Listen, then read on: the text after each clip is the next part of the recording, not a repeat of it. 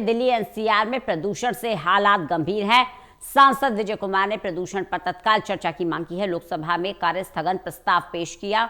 वहीं राष्ट्रीय जन स्वास्थ्य आपातकाल घोषित करने की भी मांग की है। प्रदीप हमारे साथ लगातार हमारे एसोसिएट एडिटर जुड़े हुए हैं, जिनसे हम जानकारी ले रहे हैं। प्रदीप, अभी हम चर्चा ही कर रहे हैं कि संसद के शीतकालीन सत्र में प्रदूषण का मुद्दा उठ सकता है, घमासान देखने को मिल सकता है, लेकिन इसी बीच एक और अपडेट आ रहा है कि लोकसभा में नोटिस दिया गया है, कार्य स्थगन प्रस्ताव पेश किया गया है कि जन स्वास्थ्य आपातकाल इसे घोषित किया जाए। सांसद विजय कुमार ने तत्काल चर्चा की मांग की है। क्या ज्यादा अपडेट इस पर?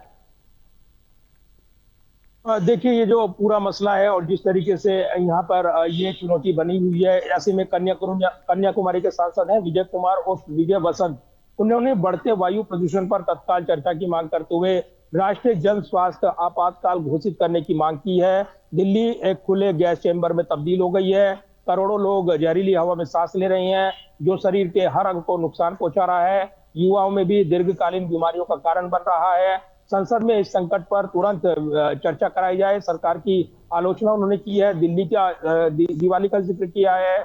37 वायु गुणवत्ता निगरानी केंद्रों में से केवल 9 ही काम कर रहे थे दिवाली के दिन। इसको लेकर उन्होंने जिक्र किया है इस नोटिस में। साथ ही उन्होंने प्रदूषण के चरम पर होने पर एजेंसियों की अक्षमता पर सवाल उठाए हैं। आंकड़े सही नहीं दिए गए, ये सवाल उठे हैं और इसीलिए चर्चा कराई जाए। वायु संकट को राष्ट्रीय जन स्वास्थ्य आपातकाल घोषित करके सभी निगरानी केंद्रों को बहाल करने, प्रदूषण फैलाने पर कार्रवाई करने और एक विज्ञान आधारित राष्ट्रीय स्वच्छ वायु योजना शुरू करने का इसमें आग्रह किया गया है।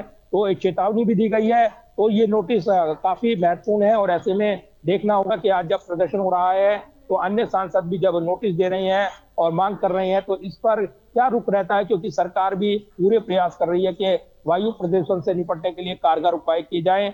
लेकिन जिस तरीके से नीतियां हैं उनमें बड़े व्यापक बदलाव की जरूरत पड़ेगी और ऐसे में इसमें एक समयबद्ध कार्यक्रम की जरूरत पड़ेगी और इसलिए समय लगेगा, लेकिन निश्चित तौर पर उसका लाभ हो इसलिए पर्याप्त कोशिशें की जाएंगे। दबाव विपक्ष बना रहा है और इसी को लेकर नोटिस दिए गए।